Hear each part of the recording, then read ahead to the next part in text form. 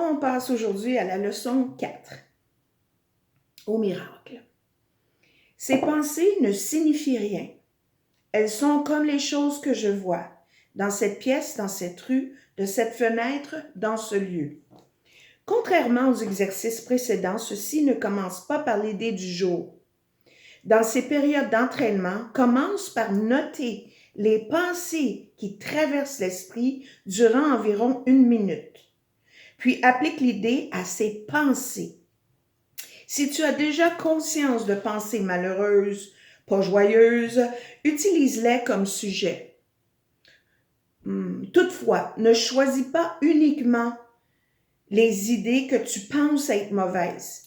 Si tu t'entraînes à regarder tes pensées, tu verras qu'elles représentent un tel mélange qu'en un sens, aucune d'elles ne peut être appelée bonne ou mauvaise. C'est pourquoi elles ne signifient rien. La spécification habituelle est requise lorsque tu choisis les sujets auxquels l'idée aujourd'hui sera appliquée. N'aie pas peur d'utiliser les bonnes pensées aussi bien que les mauvaises. Aucune d'elles ne représente tes pensées réelles qui en sont recouvertes.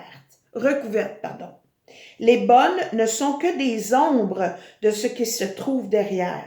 Et les ombres rendent la vue difficile. C'est comme le ciel quand c'est nuageux. On voit pas le soleil, mais il est toujours là. Si tu prends l'avion, tu vas voir qu'elle perce les nuages, puis que l'autre côté, c'est toujours bleu et ensoleillé. Ainsi est ta conscience, l'esprit pur, sans pensée, sans l'objectification qu'on en a fait dans ce monde.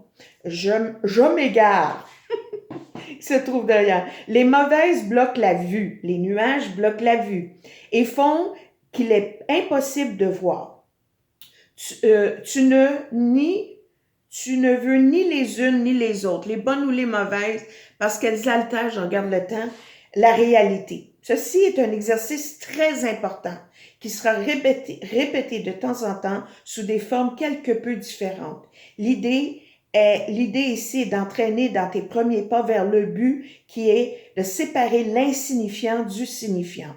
C'est une première tentative. Le but à plus long terme, c'est d'apprendre à voir l'insignifiant de l'extérieur de toi et le signifiant au-dedans.